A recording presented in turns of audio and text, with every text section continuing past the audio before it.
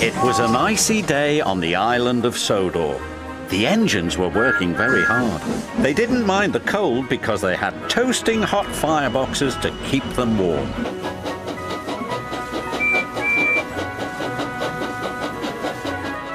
That evening, the Fat Controller came to the sheds. "There's a big freeze coming tonight," he said. "James and Percy are to deliver extra coal to the stations." "Yes, sir," they said eagerly, and the Fat Controller drove away. "You'd better hurry," teased Thomas, "or Scary Jack Frost might get you." "Who's Jack Frost?" Percy whistled nervously.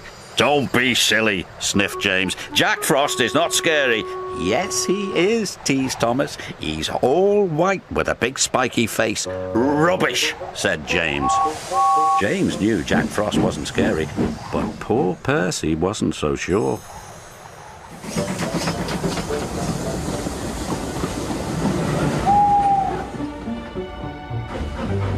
Percy shivered. "Jack Frost is not scary. Jack Frost is not scary. Jack Frost is not scary."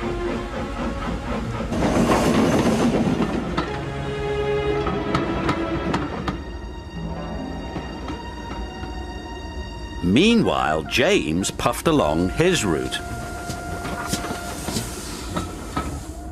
"Silly Percy," he thought. "All steamed up over Jack Frost." Percy made his last delivery. The station master was very pleased to see him. "Oh, Percy," he cried, "we need twice as much coal to last through this freeze." "Don't worry," Percy said. "This is my last stop. You can have mine." So Percy's driver parked him in a siding with only a lantern for company. "Do you think Scary Jack Frost will find me?" said Percy. "Jack Frost's not scary," chuckled his driver. "And don't worry, Elizabeth will bring you some more coal in the morning." And then his driver and fireman went home to bed. Late at night, the icy wind howled. It started to snow.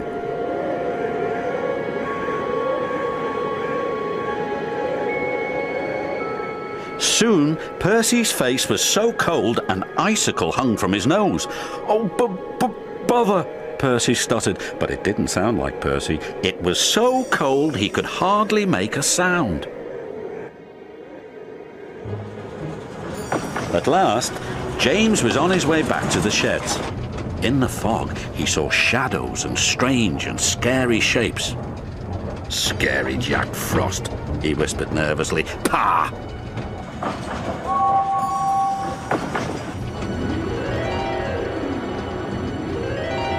"Hello, James," muttered Percy icily.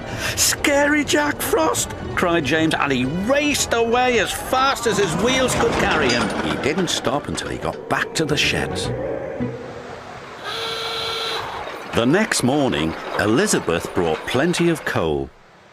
"Oh, my dear," Elizabeth chuffed to Percy. "It looks like Jack Frost really got you then."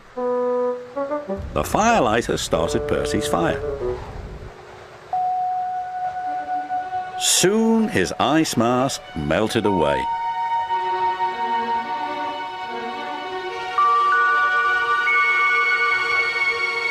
"So Scary Jack Frost is only frost," tooted Percy happily. And soon he was as warm as toast. When Percy arrived at the sheds, James was bragging to the other engines. "I saw Scary Jack Frost last night," James huffed. "He even knows my name." "He also knows that you ran away," teased Percy. And all the engines whistled, including James. But Percy's was the loudest whistle of all.